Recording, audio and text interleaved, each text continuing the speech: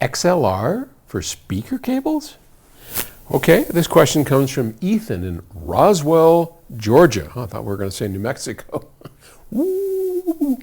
I've always heard you tout the benefits of how a balanced cable like an XLR produces a superb sound because of its common distortion rejection. Yes. If this is true, wouldn't a balanced cable be the optimal for connecting speakers to an amplifier? Is it just a matter of proud dinosaurs being stuck with their traditional binding post, or is there something I'm missing?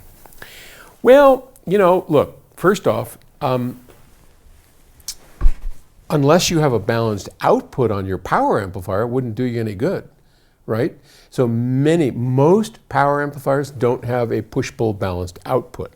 They have a hot and a ground. And so that's like a huge version of an RCA cable where you have a single-ended sound, and there, balanced isn't going to help you. Now, our amplifiers at PS Audio, they are balanced at their output. So they do have this push-pull effect. And you could do that, but I wouldn't recommend it, and I'll tell you why in a sec. But our balanced circuit comes out, and in the case of any driver with a coil, like a woofer in particular, not so much a mid-range, but anything with a coil in there that is high enough inductance to actually matter, you get a little bit of cancellation in that coil due to the balanced nature of the signal. But that would have nothing to do with the XLR or how you deliver it. That's just simply that balanced audio coming into a speaker. In some cases, and with some drivers, you can get a little bit of common mode rejection, though I think at the levels we're talking about in voltage, I mean, we're talking 20, 30, 40 volts. I don't think it's going to make any difference whatsoever, none that I'm aware of.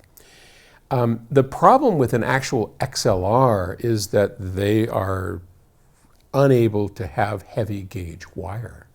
So most XLR connectors will take, 14 gauge maybe at the largest, but typically it's 16, 18, 20 gauge.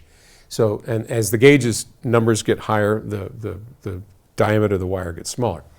So they're very small. Now, with speakers, you need heavy gauge cable. You don't want to limit the gauge of the wire going into your speaker. You're delivering a lot of current, and for that you need to have a heavy gauge wire. So I wouldn't recommend that for a speaker under any condition. I would just go with heavy gauge speaker wire. I would never shield a speaker cable. I don't believe in shielding speaker cables. I think it constricts the sound. So there are things called speak-ons that we used to use, and speak-ons, these you've probably seen them, they're little cables that go in and they lock like that. Now those can handle pretty big gauge wires, and they can do balanced. So a speak-on, if you have to have a connector, is probably the better way to go than an XLR. So I hope that wasn't too confusing. Okay, thanks for the question. Talk to you later. Bye.